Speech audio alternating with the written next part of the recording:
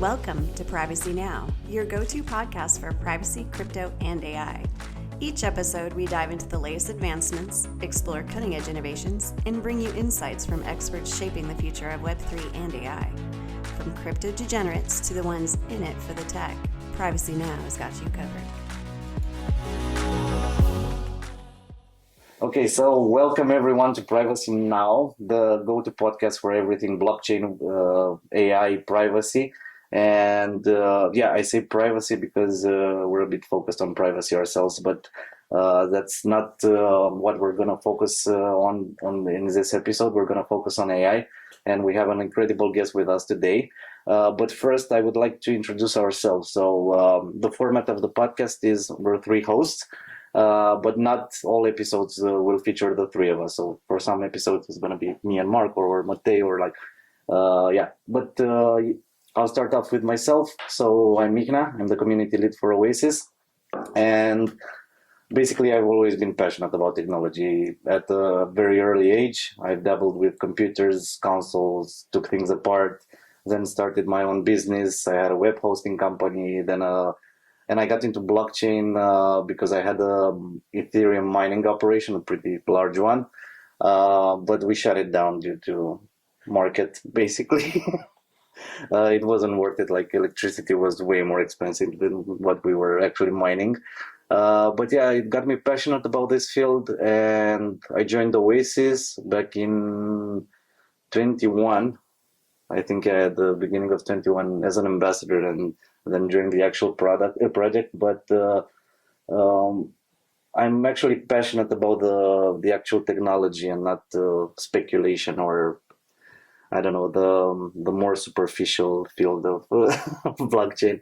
But yeah, that's enough about me. Maybe you guys can do a quick intro so the audience can get to know us. Sure. I'm Marko. I actually recently joined. I was just told do AI. So that's what I tried to do. But first, obviously, I had to research quite a bit. Since my career started in venture capital, it was a corporate VC fund. And we did a couple of AI investments, but it was very different. Like a corporate in Germany implementing AI was very limited. Board of directors was always kind of pulling the stop to like any too innovative projects. So I then slowly moved into decentralized identity, joined a startup in Berlin, and finally ended up at Oasis because I met Matej. I was very impressed with what Oasis was doing, and I'm really into the privacy space. Yeah, thanks, Marko. And we're happy that we met because you're a great addition to the team. And Matej here, head of partnerships at Oasis. I was also a technological freak from the start. My father was a computer engineer, so we had laptops, with Prince of Persia when I was little already. And then actually went to a different field, mechanical engineering, because I was very interested in the automotive industry, just cars in general. But it pulled me back. When I got into crypto in 2017, I then couldn't get away. So basically, 2020 jumped in full time. First worked at a company that was more focused on crypto payments, but then joined Oasis. I also was always a proponent of privacy, and it just aligned with my personal views as well. So very happy to be here, and I'm happy at what we're doing, what we're building, and I can see a bright future here. Yeah, and I know like the world today is overcrowded with podcasts, so another one really. But we're gonna actually try to have the most casual possible conversation with our guests and just focus on real issues and try to explain things better to users, because if you go to conferences or events, or everything is overly technical, and it's hard for the average user to understand all of the aspects of blockchain, of AI. So we're going to try to explain terms, focus on basically everything that a regular user needs to know to increase adoption. Like, I think this is a huge aspect that not enough people cover. But yeah, as I said, we have an incredible guest with us today, and I want to thank you for joining us today. So Trent McConaghy, a really powerful voice in AI. I have some notes written here. You have 5 books published, over 200 talks and podcasts, over 70 journal articles, book chapters, 17 patents, like 8 papers published, Trent, you have an amazing career, but I would like to start off with like your early ventures in AI, and I saw you actually you started doing AI research for the national defense. Maybe you can tell us more about that. I was actually curious. I couldn't find all the details online. Yeah, sure. I mean, quick summary of my early career. I grew up in a pig farm and became an AI researcher. So, with a few steps in between.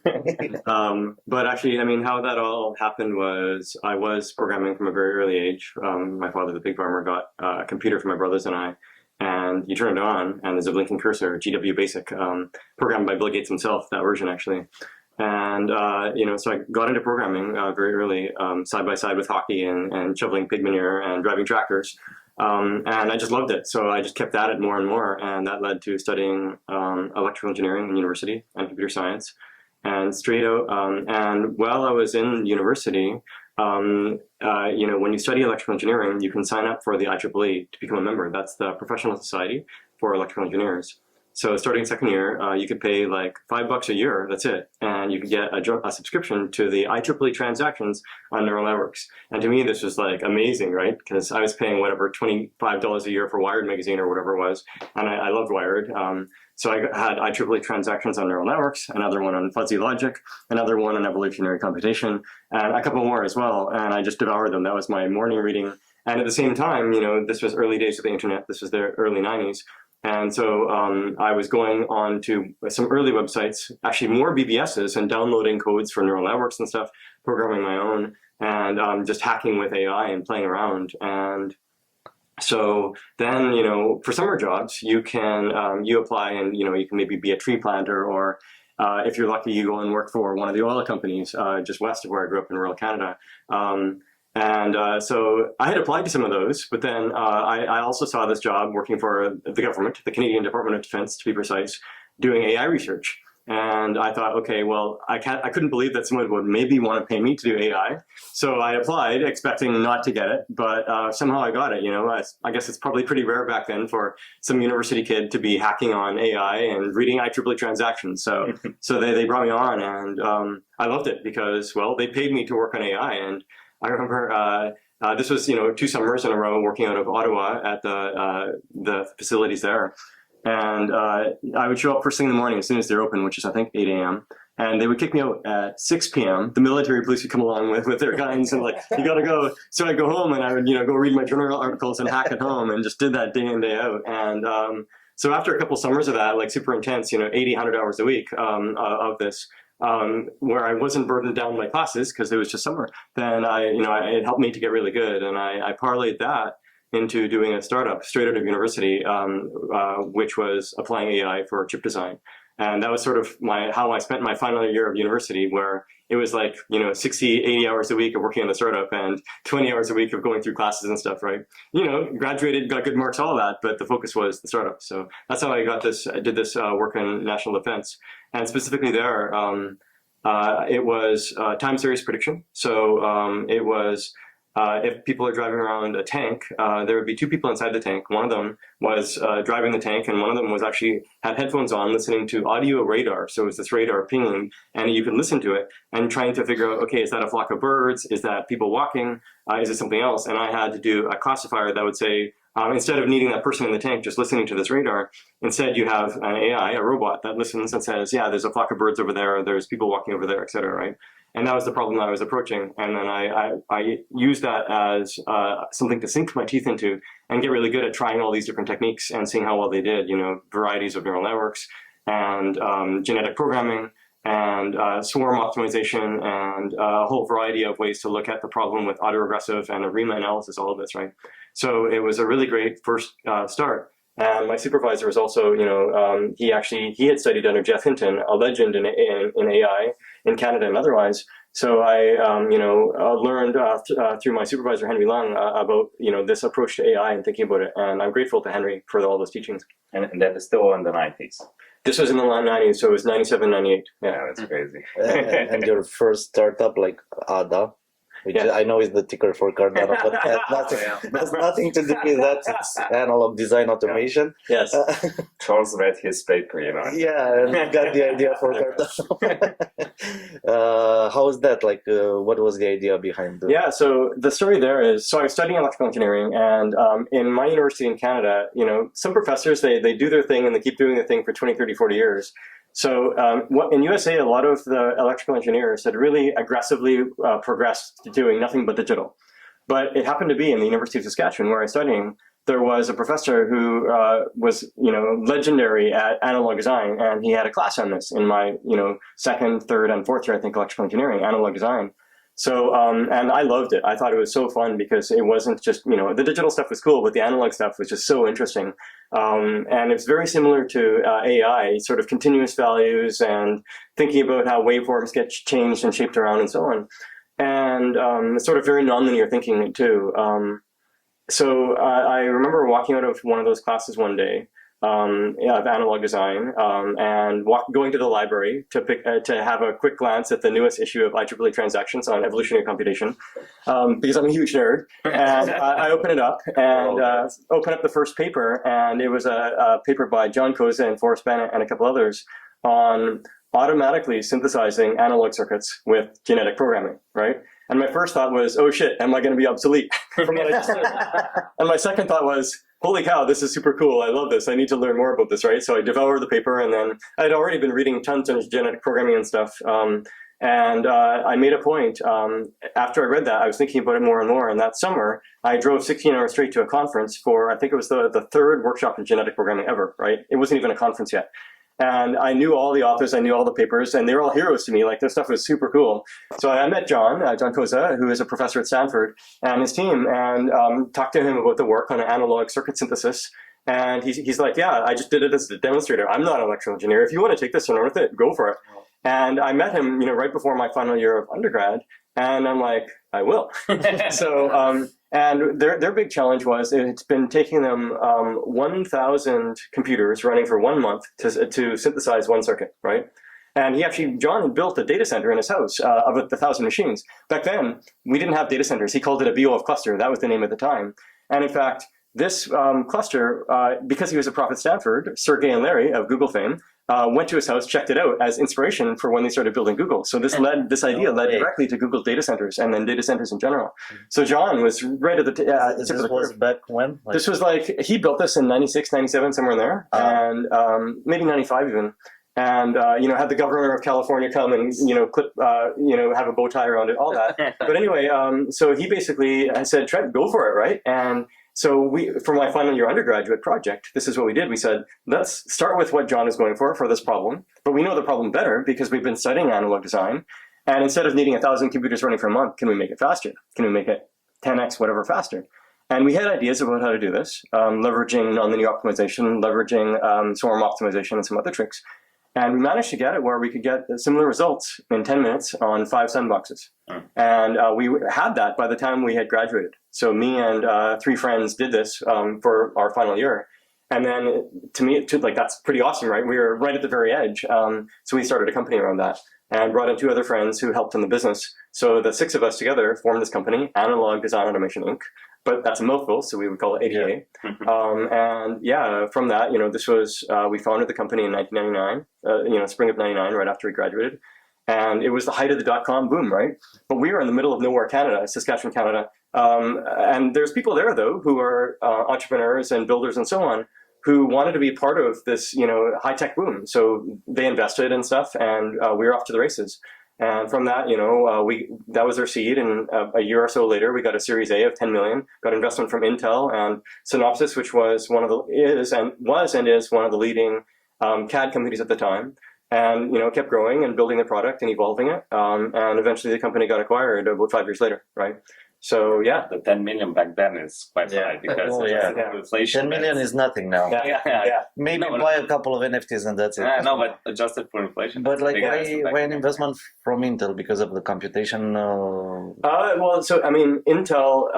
the target customer for this sort of thing is you're building a CAD tool. So if someone's a chip designer, they sit down in front of a computer each day and they design their chip. They don't do it by hand. They use software somehow, right?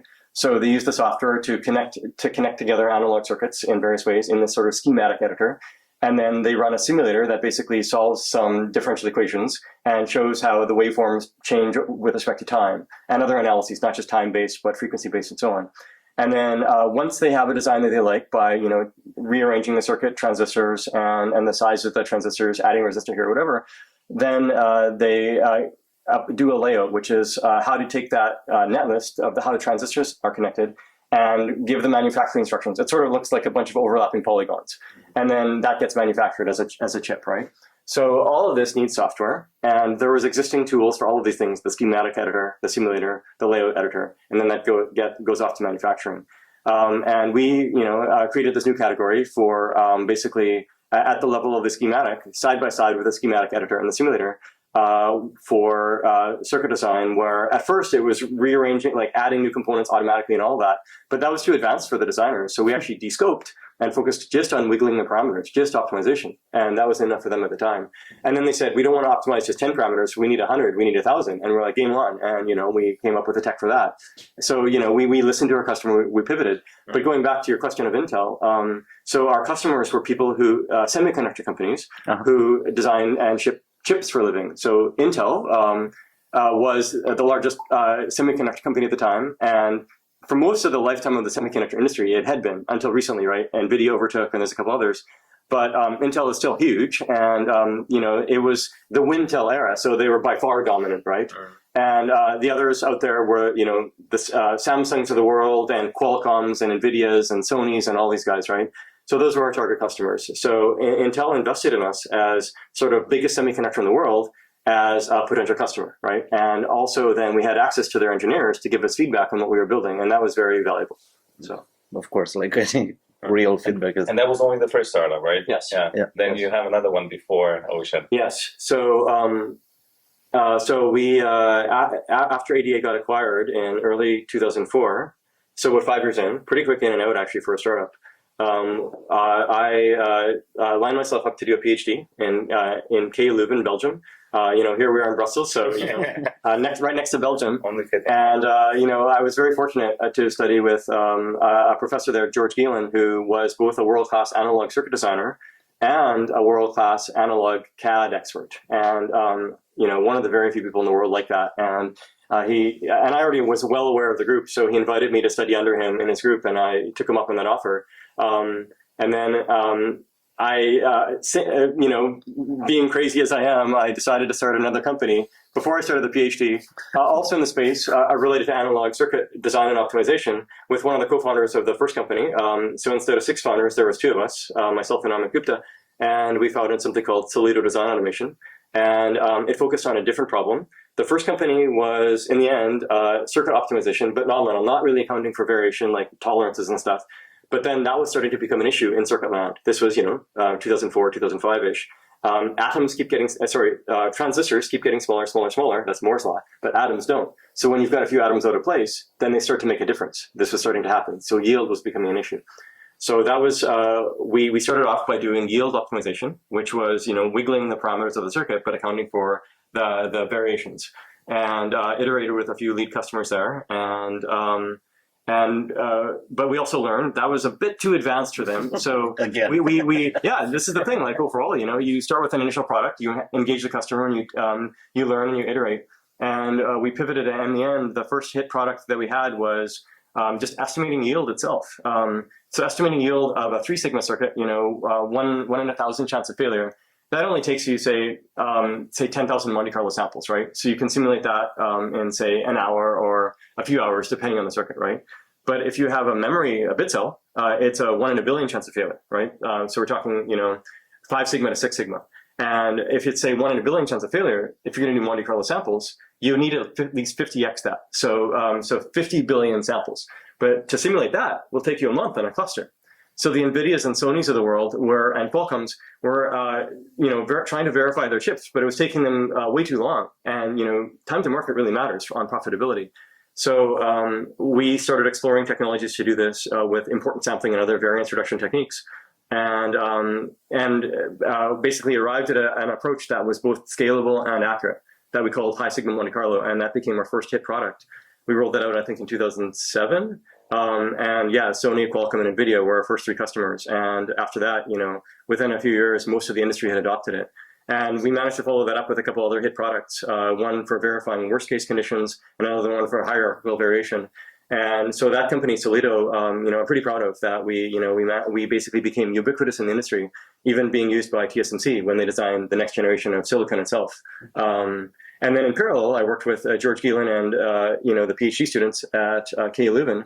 And I went back to the creative design of analog chips. These days, a lot of people talk about generative AI for creative design of whatever. And, I was doing this in the early 2000s for a bit in the first company and then in my PhD again, revisiting. And you know how LLMs hallucinate? They give you garbage answers. This is exactly the problem we had in analog circuit synthesis. It would come up with a design, but it looked like a Rube Goldberg machine. A sane designer would look at it like, what the hell is this, right? Yeah. So we had to figure out, and if you just add on another constraint, it finds another way around, right? And so a new Rube Goldberg machine, again and again and again. And so that was the problem I aimed to crack in my PhD. And I'm happy to say I cracked it, right? And the big thing that I did was I made it where every single design I looked at was correct by construction. So I infused analog circuit knowledge. So I came up with a grammar to design analog circuits, think like a language. And then if you randomly grab a sentence from that language, every single sentence is a sanely constructed sentence. So it's correct by construction. And even with that, if you have these building blocks at the lower level, it's like transistors, then groups of transistors for like current mirrors and small operational amplifiers, and then larger and larger and larger, where you have 10 or 50 or 200 transistors in that circuit. If you have 30 building blocks, you can have 100,000 different possible topologies, structures. And then you still have to explore the parameter space among all of those. So I came up with a technology that I called Mojito, because I love mojitos. That would explore all of that at once. And then it would spit out circuits that would be very nice. And it would even give you trade-offs, like circuits that give you a trade-off between gain bandwidth, basically how much can something, how well can it multiply, and power consumption, right? And that was a very nice result. And I was very, very happy because I showed this to the super expert analog designers, not just George, but Willie Sanson and some others, like these world-class analog engineers. And like, I like that. That makes sense. And this was manna from heaven to me because I've been showing stuff like this to the Intel engineers and other analog engineers before. And they're like, that's still garbage. I'm like, okay, back to the drawing board. So I really cracked it. And that was, my second round of work with AI. So Solido in parallel with the work at KU Leuven, my PhD. So I basically had 2 full-time jobs for a while. I was working, 16-hour days, 18-hour days, and I loved it, That's what I wanted to ask, like, when did you have time to sleep? This was, I was in my 20s and early 30s, and this was, my schedule was I would go to the university for 8 hours, work on my PhD, come home, work for 8 hours on my company, and then sleep for 8 hours, and then repeat the cycle, right? And then take off the weekend to recover, right? And then just do that all over again. I can relate because I was like this in my 20s. Now you can feel like you get tired. Yeah. I'm 40. I just turned 40 last year. So I think there's a side pattern, where you build up a company that's a little bit more forward-looking, and then you need to kind of wind it back a little bit to get the general application. Is that why you just continue with moving to new projects, iterating on new stuff? Like these were 2 companies, now we're at Ocean. I think Ocean's also has a great story that you can maybe share more. Yeah, I think it's actually sort of, I think I like to predict the future, reading sci-fi and thinking of my own generating. And then these days I've reverse engineered it, it's easier to interpolate than to extrapolate. So you predict the future, how you think it could be in 5 years or 25 years. You think of the steps from here to there, and then you try to take that first step, right? But sometimes that first step is still too far away, right? So you take that first step. So in my first company, we were doing full-on analog circuit synthesis with topology and parameters. And we discovered that intermediate step of just parameters was all that we needed at first, right? So we did a descoping pivot to do that. And it wasn't easy. Pivot wasn't even in the lexicon back then, right? This is before Eric Ries and all this, right? So it was a bit painful, but we did it. And also, we raised this 10 million. We hired more people because back then, there was a correlation, like VCs had this idea, the more headcount you have, the more valuation you have, right? The problem is it makes your burn rate much higher too. So, we had dark times in that first company where we had to shrink the team, down and find a way through. But we did. And so the challenge is if you are aiming for something too big and you don't quite have the funding or too high a burn rate, then you're going to have dark times. Often companies go under. But I've always had this idea of no matter what, I'm going to make this happen no matter what. If everyone else has to leave and so on, I'm going to stick around and stick this out for myself and just do it, damn it, right? And it worked, right? So in the first company, it wasn't just me in all these, because people, around you think, you have enough people around you that think like that too, right? So, in the first company, we got through by hook and by claw. And same thing in the second company. It was a tight cash situation for a bit, but we were smarter by then, so it wasn't as bad.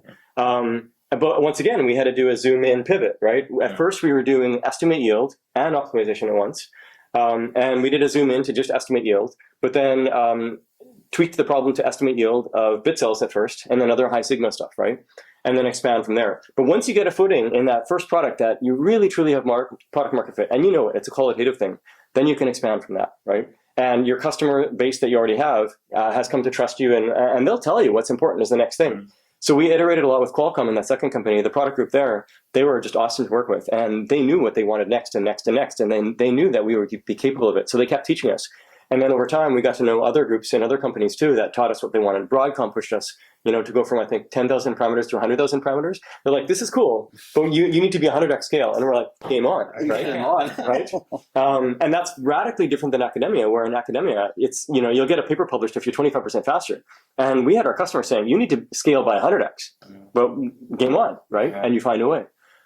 So this is how it was. So going, towards Ocean and the third company actually had three things. We started off with doing NFTs on Bitcoin in 2013, before NFTs was a word or anything. We were too early, right? And in this case, and cash got tight. I should know better. And actually, we were really managing the cash and controlling all this too. But we saw that it was going to be a really tough slog to get to the next level, because this was before Web3 was a thing. And we were being measured by Web 2 standards. So we had like 10,000 artists using us. And we were really proud of what we built. And it was like, we had decent traction, but it was decent by Web 3 standards even today, but it was not decent by Web 2 standards. And that was the measuring stick at the time. So we had done this pivot from Ascribe to BigMachineDB, from NFTs on Bitcoin to decentralized distributed database. And then with BigMachineDB, we had seen that it was also too early for this, blockchains for enterprise.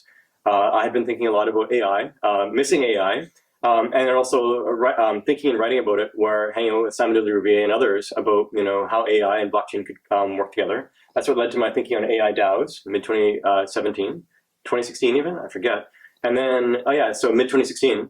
And then I started actually brainstorming much more about what are all the different ways that blockchain could help AI, because, I had really got to know blockchain well, and gave a couple talks on it, and then turned that into a blog post for January 2017, Blockchains for AI, and really turned the crank and identified all of these different intersection points, right? And there's a lot, right? One way to think about it is, compared to databases, the USPs of blockchains are decentralized, where you can spread power or control across many, many folks. Decentralized, immutable, as such that you can have provenance of a supply chain, whether it be diamonds or art or data. So decentralized, immutable assets. So this idea of your keys, your Bitcoin, not your keys, not your Bitcoin, your keys, your data, etc. Decentralized, immutable assets, and then finally, I really grokked this about a year later. Incentives, right? And incentives really are the superpower, where you can give people tokens to get them to do stuff, right? To secure your chain, like blockchain does. But also, to build a data ecosystem or otherwise, right? So those four benefits, and I had turned the crank on this, saying, okay, how can the idea of decentralized, that particular feature help in AI, right? And democratize the control of data, democratize the control of AI models, et cetera. So, et cetera, et cetera. And with all these things, for the 2017 of the time, all the roads led. The lightning rod was decentralized database. Sorry, was decentralized data marketplace, right? So make it really easy for AI researchers to access data, because a lot of my AI researcher friends were having real trouble getting their hands on enough data, right? One friend of mine, he was doing genetic programming for predicting cancer, right? Diagnosing cancer, to be precise. And he had real trouble getting data beyond 100 people, right? But we saw that if we can handle privacy just right, et cetera, imagine if you can have not just 100 people, but 1,000, 10,000, 100,000 and more, right? And complementary to that, right, a few years earlier, I had learned from a Google friend of mine about this idea of the unreasonable effectiveness of data, right? And Google had actually published a paper on this, where rather than having, being sneaky and smart with a better algorithm to increase your accuracy by 2% or 10%, whatever, you just have 10x more data, and then 10x more data yet, right? And this was something that Google had adopted aggressively a few years before and was working very well. And in a sense, the AI world didn't want to hear about this because that was more of a DevOps data engineering problem compared to, getting to do a PhD on your cool new AI algorithm, right? Which is much more fun and cool sounding, right?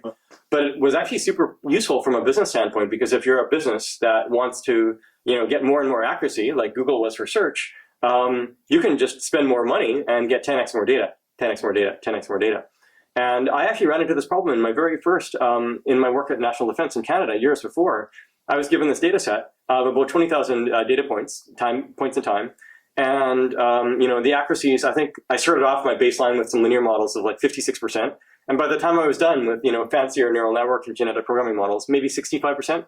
So that still meant that 1 in 3 predictions would be wrong, right, on average.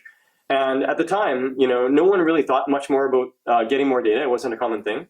But looking back, if I know everything I knew now, I would have went to my supervisor and said, hey, can we go and get 10x more data, 100x more data, not just 20,000 points, but 200,000, 2 million? I mean, I'm on the grounds of the place where they gathered the data. They've got the tanks there. Just go get the data, right? And that's actually what Google was doing and others, but not many, circa 2016, 2017. So we realized, though, it was could be really useful, right, to basically make it easier for AI researchers to get the data. And that was via a decentralized data marketplace. That was the vision of Ocean. So that's what we went for, right? So throughout 2017, we were basically, developing the idea of Ocean, the token model, all of this. And then by late 2017, we had started to raise money for this, and then did the IEO and ICO in early 2018, right at the tail end of that bull market, right? And then from then on, we built Ocean, right? We went through a V1, V2, V3, V4. Got traction in some places, not others. The product evolved and so on, which has led us to this day where, within Ocean, we've got the core platform for decentralized data markets, all of this. And then the work that I've been pursuing for the last 1.5 years is Predictoor, which is time series prediction. So going back to my roots, and in this case, focusing on crowdsourcing it, leveraging blockchain, and then where people are buying these crowdsourced feeds where they're aggregated. And of course, for that, you need privacy, and that's where we pull in Oasis, right? So it's been a long time evolution, but it's pretty neat to see, after all these years, everything kind of relates, right? With the data marketplace of Ocean, we needed, how do we treat this in terms of intellectual property in the law? Well, we developed all that in the scribe days, right? For the art world, right? And so we knew all about how to, marry blockchain with copyright law and all of that. And all of that went into Ocean, and then even with Predictoor and stuff. And then with Predictoor, people buying these, a subscription for 24 hours for a feed. That's using Ocean technology that we had developed for a more general setting. And then the time series prediction and all this, right? And with Predictoor, we're focusing on DeFi to start with, but that we have big plans to expand that beyond DeFi to a lot of other domains, from prediction of energy demand, energy price, to weather prediction, and more. Yeah, I mean, as you mentioned, predictions are really the root of the world, right? We're trying to predict everything from real estate prices to weather to stock prices, crypto, whatever. So, but as you said, energy prices, before we dive into AI, can we go back a little bit to, what constitutes AI, right? So what are the building blocks that you need? Because I think the majority of people, where they use ChatGPT, it's like AI is just a computer interface for now, right? But in the back, you have energy consumption, you have data transfer, you have compute power. Yeah. Can you speak a little bit about, how you see all those components come in before you actually come to the last mile that comes to the user? Absolutely. So I'm going to break your question into two parts. First is, what is the definition of AI? And the glib answer is, if you enter a room of 10 AI researchers and ask them what's the definition of AI, you'll get 30 answers. Right? And but those 30 answers is sort of a pattern and a cluster, and some are about compressing information, some are about where prediction is the essence of intelligence, some are about emulating human behavior, some are about cognition in certain ways or consciousness. Lots of definitions, and that's all fine, right? It's more like, what do you want to do, right? And so you narrow it down to the things that really matter in the near term and stuff, typically, right? And that's where narrow AI come from, as opposed to AGI, artificial general intelligence. So then to your second, but your question was also asking, what are the components of AI? What's the stack? And the way that I see it, at the very lowest level, you've got energy generation and distribution. And then you've got, that is powering data centers or otherwise. So basically the physical compute and storage, and that's running silicon chips. So there's this side thing, which is silicon design and manufacturing, right? And that's a big thing on its own. So that's the lower three blocks of the stack, right? Energy, physical compute and storage, and silicon.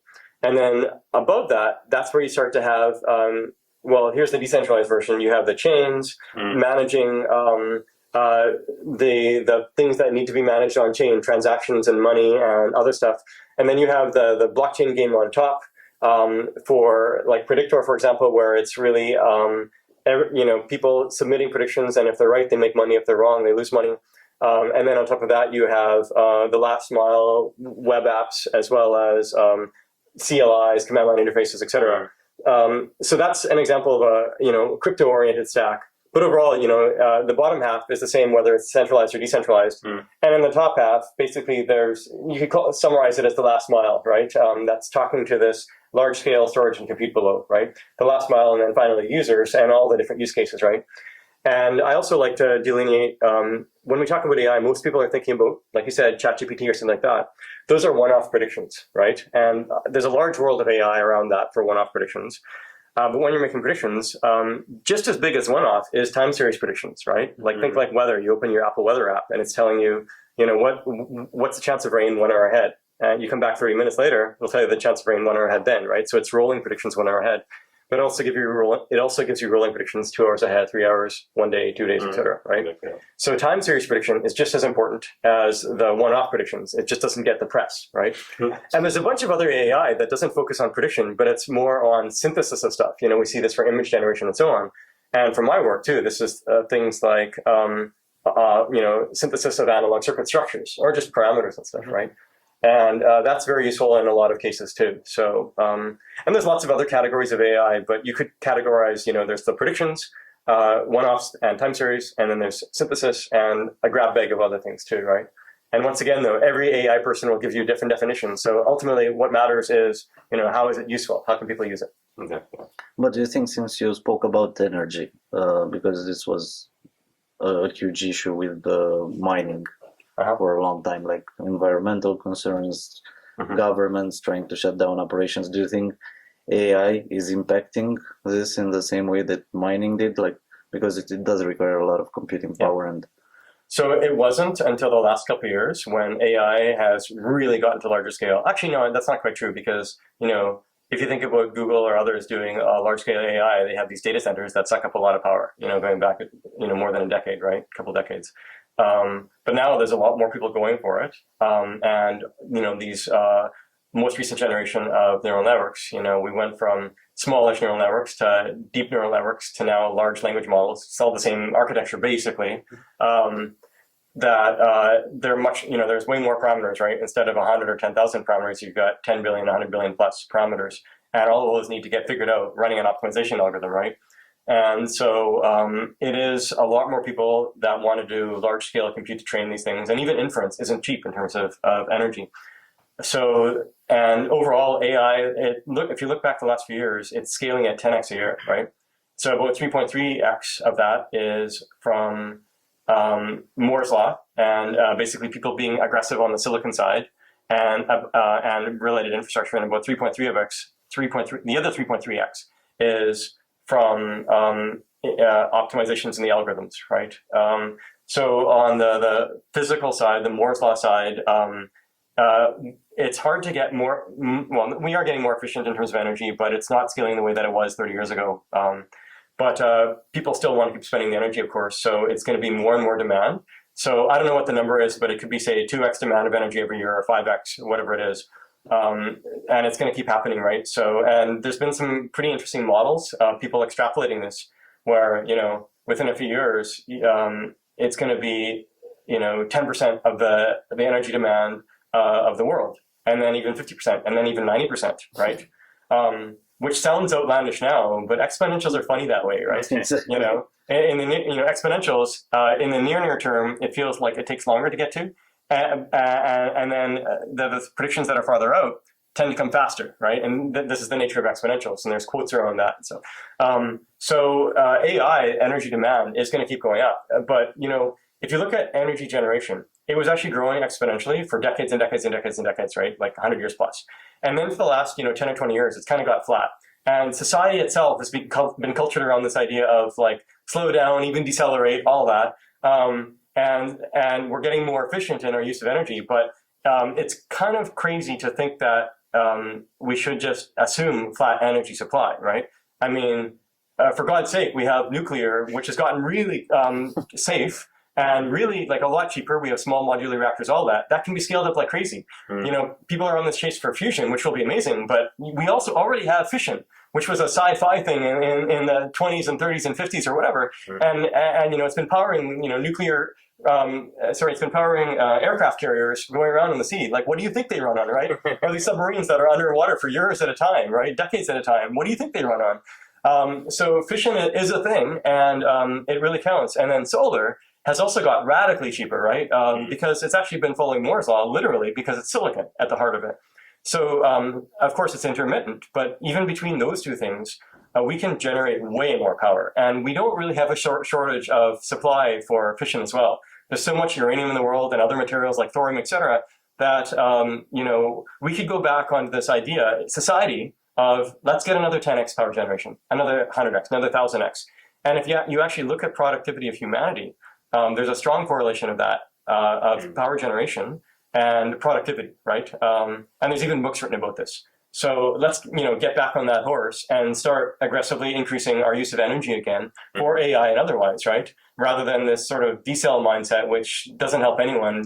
With a shrinking pie, the politics get worse, everything gets worse. So I'm much more in favor of this, accelerationist view of, building, but building with awareness, not, but building and growing and so on, and letting economics take care of, abundance for everyone, right? If we do it right. But we have to be careful, because if we're not careful, we'll have some winner take all in AI or otherwise, right? 2, 3, 4 companies that own the most powerful AIs and manage to get far enough ahead of everyone else that they get the lion's share of the gains, right? So we've got to decentralize that, right? And that's, why ASI Alliance. Is that also why decentralized AI? You mentioned some problems that we currently have in centralized AI, like centralization of compute resources, financial resources, like a few top companies that can build the most cutting edge models. Yeah. Is that why decentralized AI even started? Is it a logical consequence of those problems? Well, there's a lot of reasons to do decentralized AI. Like overall, back in 2016, 2017, when some of us were talking about this, we just saw that blockchain could help AI a lot, right? And there were some people talking about how AI could help blockchain for like governance and stuff, but that's much more of a stretch, to be fair, right? Whereas it's pretty obvious that you can use blockchain to help level the playing field around AI, whether it's data, whether it's sharing models, whether it's control of the compute resources, et cetera. And so over time, more and more people have come to realize this. And with the release of GPT-3 and especially GPT-4, people are like, oh shit, right? OpenAI and Microsoft are really starting to get like super powerful around this, and a couple others too. Is there some way where we can level a playing field where more people can capture the value, right? So that has become one of the top mandates now, definitely around decentralized AI, is level the playing field in the level of the models, the compute, the storage, et cetera. And it's a really great mandate. It makes tons of sense. And that's a way to think about the mandate for ASI Alliance, right? Ocean merging with Fetch and SingularityNet. Us realizing that us working together, merging our tokens, et cetera, into the ASI token, it allows us to go faster and be a credible, decentralized alternative to the open AIs of the world, if we're aggressive about it, right?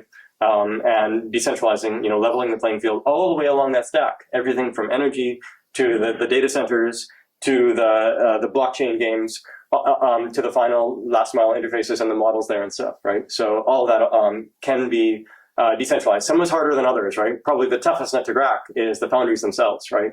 How do you decentralize foundries? But we don't have to try to crack it all at once. It's one step at a time in these different places, right? Do we have enough time for this? Unclear, right? Right now, decentralized AI has been losing the race, right? OpenAI is really far ahead, right? But, ask yourself, what's the largest computer in the world? Any guesses? Bitcoin. Yeah. And not just the largest in the world, the largest in the world by far, right? So incentives are a superpower, right? It's a way to draw, the strength of the crowd, the strength of compute all these resources out there. And, people want decentralization to win compared to OpenAI, especially if they can make money from it, right? Yeah. So this is why we have a fighting chance, right? But it's still not easy because, OpenAI, et cetera, they have leveraged economies of scale, right? They have optimized the hell out of this stuff, right? So it's a battle worth fighting. And it's a battle that we have a chance to win. But we have to keep being more and more aggressive about it, right? And this is what we talk about a lot within ASI Alliance, right? Aggressive, like how do we be more aggressive yet? How do we push faster and harder and so on? It is a race. Mm-hmm. And you already mentioned your acceleration view. One part that is not part of the building blocks, but it's kind of inherent, is obviously AI alignment, AI safety, which is mainly ignored within centralized AI. I mean, OpenAI has a very small team that works on this. Mm-hmm. And it's something where decentralized AI or the crypto world was always very ideologically driven. So I'm surprised that this isn't a bigger part. Is this even something that can be solved by decentralized AI? Do we have a better shot at this? I think the idea of AI alignment is a myth and doesn't make sense. Mm-hmm. Here's why. So imagine if the ants came to you, like these, insects, a small swarm of them came to you and say, "Dear humans, we would like you to be aligned with ant values, please. So we need you to basically just, follow the principles of ants, and then we'll have solved the ant-human alignment, right? The ants call it the human alignment problem, right? Except that they didn't create us. It doesn't matter, right? I mean, but the thing is, we look at them and we're like 1,000x smarter than them, and we're like, no way, right? and then they'll be like, well, no, like, how about you dumb yourself down so you're at the level of ants, no matter what, right? And we were like, no way. And then they start, nipping at us and stuff. So we stomp on them and stuff, right? Yeah. So that's, so to the ants, we are gods, right? So now imagine you have some intelligent entity that's 1,000x, has 1,000x more compute than us, is 1,000x smarter than us, right? We can't even conceive of its levels of intelligence, right? It's way beyond just the idea of human consciousness and stuff, right? And it will look down on us. It could look down on us as ants. It's so much more powerful. And we can hope that it's going to be nice to us, but we have no guarantee, right? So so what do we do in that world? And we are in the process of creating these things, and it's going to happen. There's this arms race to get more and more powerful AI, right? A, because there's a ton of money to be made, and B, it's in the interest of national defense, of USA and China in particular, but the rest of the world too, right?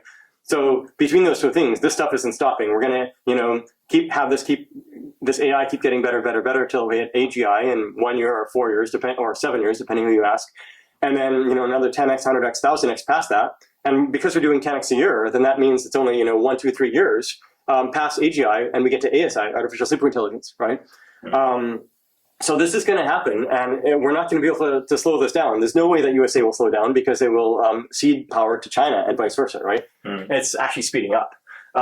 So what do we do about this? And no amount of alignment, in my view, is going to help. It's just the wrong question to ask, right? It's the politically correct thing today to say. And then there's all these politically correct answers like, hey, let's put the AI in a cage. Right. But if you think about, I read this biography of Kevin Mitnick, one of the world's greatest hackers, right? And he was hacking into all these systems. And he would, call up the Department of Motor Vehicles in the USA and say, help, help, help, my wife is pregnant. I got to get to the hospital ASAP, but the cop has stopped me and I can't get to my license. I forgot it at home. Can you please change this for me, right? And then they change it for him, and he's suddenly, into the system. He's got their password from like social engineering, right? And he would do social engineering all the time. So the weak link in all these computational systems is humans themselves, right? These days in crypto land, we get all these emails, scam emails, and so on. And those of us who've been crypto for a while have hardened to it. But now and then, even the most hardened people get caught, right? Some of the stuff is really good, right? As a speaker at ETC recently, I got an email just for ETC speakers about get my NFT as a speaker, but it was a scam. So like this stuff is sophisticated, right? Yeah.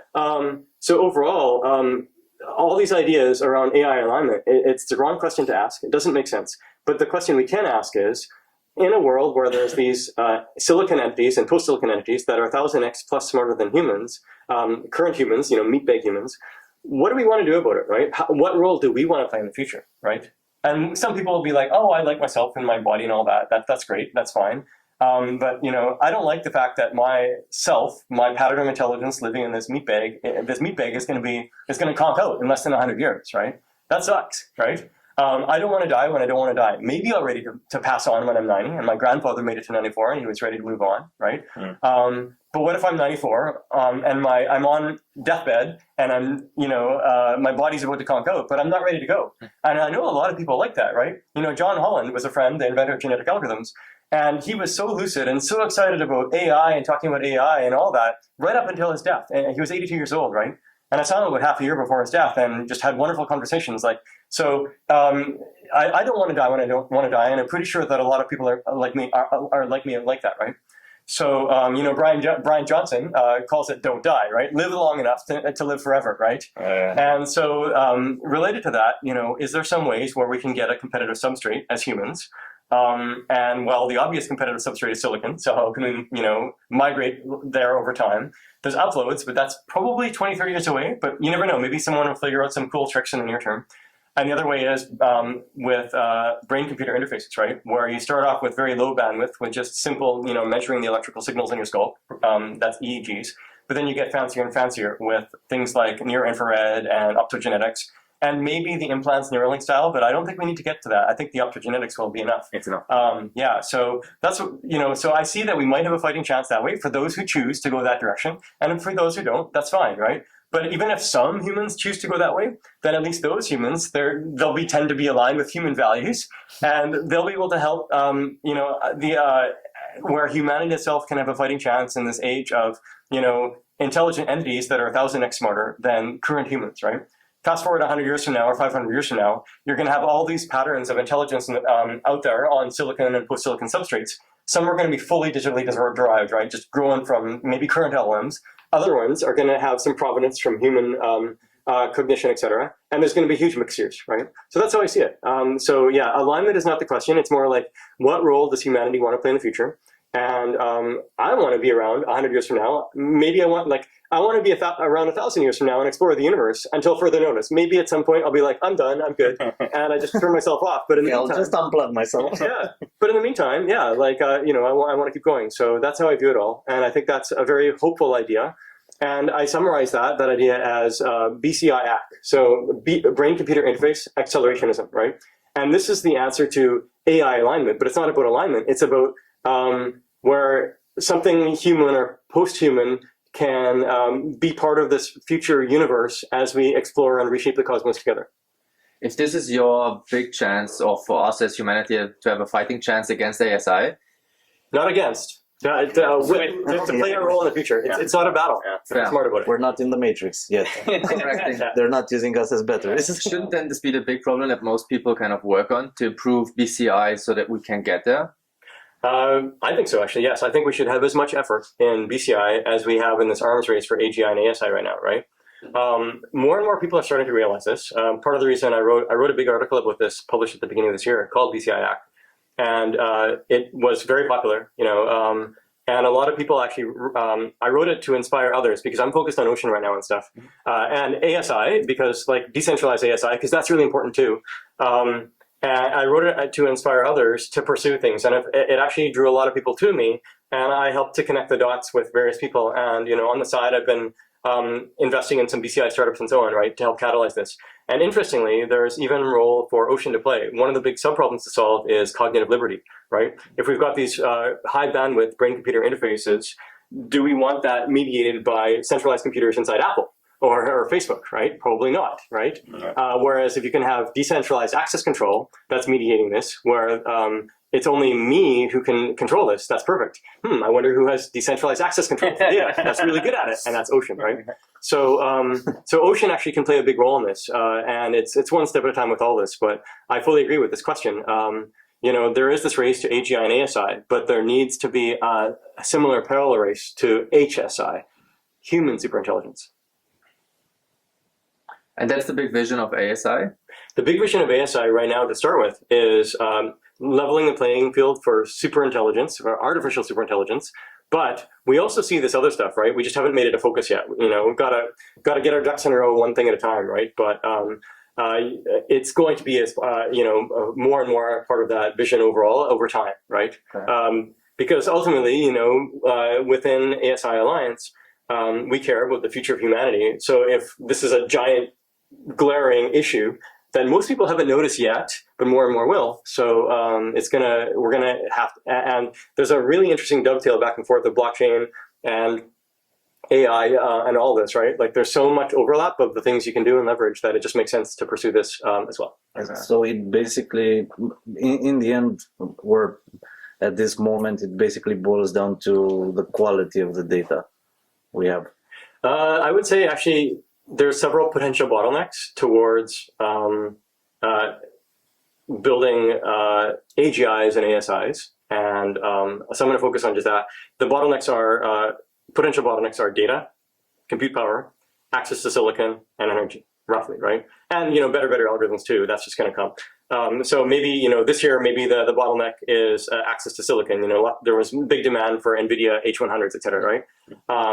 Other times, you know, pretty sure, you know, let's say we fast forward 2 years and no one has built massively more energy generation, then that's going to be the bottleneck almost for sure, right?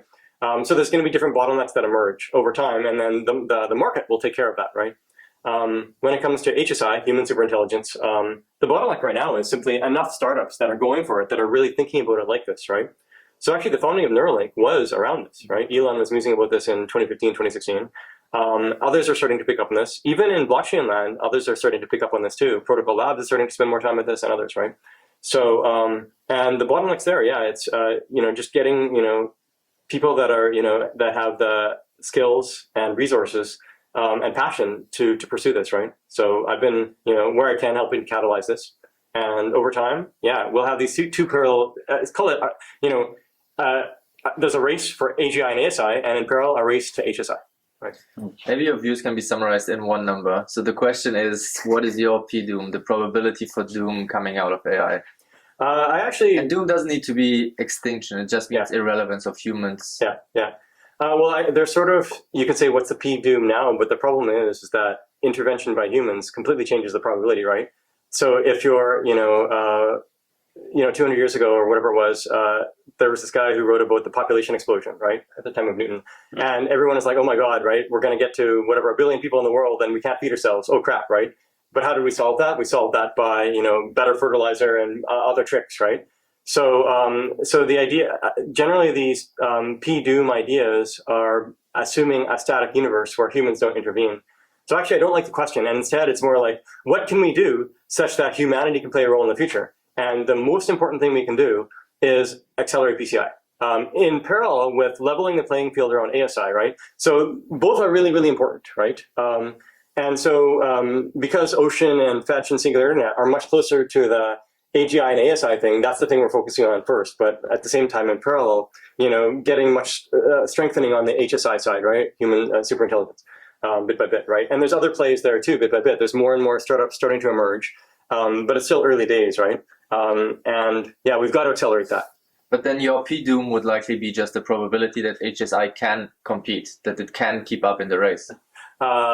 Yes, in a sense, but I don't want to put a number on that. I really don't, because to me, it's sort of like, I assume that P success of HSI is 100% and then make it happen.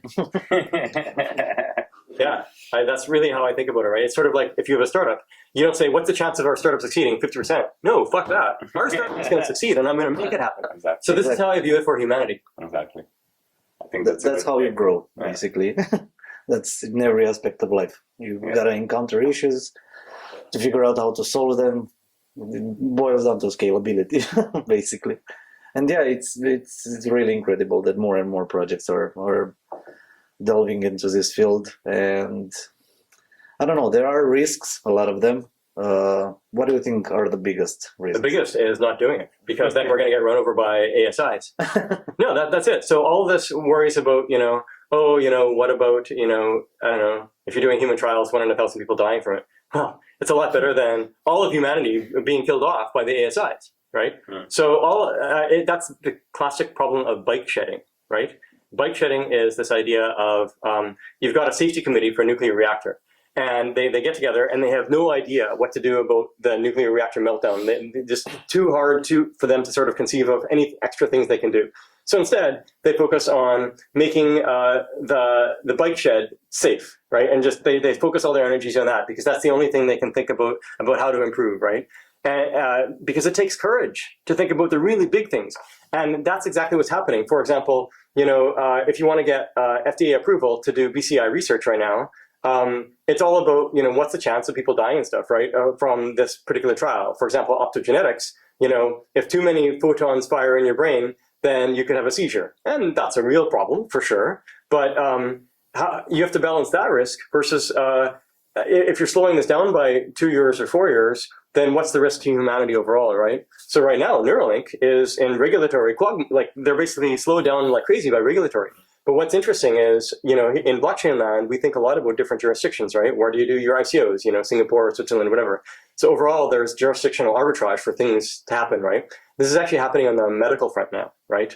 So Honduras has way more lenient laws for medical interventions. So you have people going there to get, longevity improvements, like Brian Johnson famously went there and others before him to improve like the cartilage in their bodies. And there's other things like that. There's already medical tourism in Turkey for your hair or jobs in Thailand, whatever, right? But now there's going to be more and more medical tourism potentially for things like BCI, right? If it gets far enough along, right? So I'm very interested in that. But there's also going to be hungry countries that make their laws good enough to pursue research in sort of sandbox environments, right? Argentina now maybe, right? Or El Salvador, or Montenegro actually, after the Zuzulu that happened there, they loosened their laws to allow aging research, longevity research, right? So this is very hopeful and exciting to me. And then maybe eventually the big countries will catch up because they see that they're losing the game to the younger, hungrier players. But that's definitely going to be a tool in all this to make it happen, right? So you're not going to wait for the American regulators to approve of it. You're going to work with the jurisdictions that make it happen. I had a curiosity about different types of AI, and I really don't know if it's a thing. So I heard this on a podcast from a German researcher. I forget his name, and I apologize.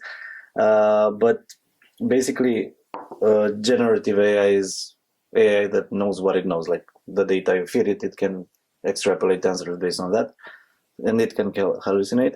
And he was talking about his company doing research on cognitive AI, that you feed it more efficient data models and it has the same type of learning ability that humans would have. So you can basically create 1,000 agents, 1,000 cancer researchers, for example, that constantly do improve their ability and knowledge. And is that a thing like cognitive AI? No, Okay. It's marketing BS. Okay. Yeah. I mean, you've got all these different varieties of narrow AIs. I was working on AI for chip design, right? And if you're a chip designer in 1965, you were working on 10 transistors on your chip, right? In 2010, you'd be working on 10 billion transistors on your chip. Yet at the same time, in 1965, it would have been 10 or 20 engineers working on that chip. In 2010, it was 10 or 20 engineers working on that chip. So in the span of a few decades, the productivity went up by a factor of 9 orders of magnitude, right? Right, 1 billion X, right? So how is that possible? And the answer is AI, right? Under the hood of these CAD tools, it's all AI, right? And there's some AI that's very specialized, call it expert systems, and that's actually compilers, right? So when people are, they write computer code, like C code basically, and it gets compiled or synthesized into RTL, that's a digital thing, and then to the mask, the instructions to manufacture. But even within those compilers, there's a lot more AI elements now, right, to make it better. And then on the analog side, the AI started really entering with the work that we had done in the late 90s and the 2000s, bringing in, it's more soft AI, soft computing type stuff with neural networks and Gaussian process models and stuff like that, and machine learning in general. But that's unlocking, 10x's, 100x's, 1000x's. So yes, what a team of engineers, 10 engineers, it's a productivity increase of, like I said, 1 billion X, thanks to the AIs, et cetera, right? So this framing of cognitive AI, such that you have 1,000 researchers instead of one, been there, done that, and lots of people have, right? It's not anything new, and it definitely doesn't deserve a new label, right? But we should still be excited about it overall. So remove the label, and yes, that's really great. Then you can actually have much more efficient research for in medicine, et cetera, right? So celebrate it. Just understand that companies, of course, they want to have some shtick. They want to have some way to grab people's attention. So they often make up labels, and that's fine, right? Okay, that I wasn't sure. And last thoughts, summary. Let's go out and do it. Yeah, I mean, overall, I, as a human, want to see humanity have a role in the future, and I want to play a role in it personally. I want to explore and reshape the cosmos. And so how do we get there? And how do we have a fun adventure in the meantime, including tomorrow and next week and next month? And to me, the most important races are to make sure that this race to AGI and ASI ends up where most of humanity can share in the wealth and abundance created by that. And so we've got to decentralize that somehow, and that's why we're going hot and heavy on this with Ocean and ASI Alliance, along with Fashion Singular Internet, and more to come. And then at the same time, there's this other race towards human superintelligence, and the fattest path to that is to accelerate brain-computer interfaces. And I'm hoping to see more and more of that happening over time, right? And doing what I can to help catalyze as well. So yeah, the summary is we've got a glorious future in front of us as humanity, if we choose to embrace it. There's no guarantee, but we should choose to embrace it, decisively say we're going for this, and not even think about probabilities, just go for it. I think this is what people need to hear, honestly. Yeah. Because us as humans, we're always afraid of change, of new things happening. So this kind of talks are what we need at the moment. Yeah, and then people doing it as well. Exactly. People doing it as well. Yeah, like Trent. Thank you very much, Trent, for being our first guest on the podcast. I think it was great. Truly enough. At least, yeah, I personally really enjoyed it. And yeah, maybe we have you on after a while and see how it's going with the latest update. Yeah, it'd be fun. Sure. Thank you very much. Thank you. Bye, everyone. Bye-bye.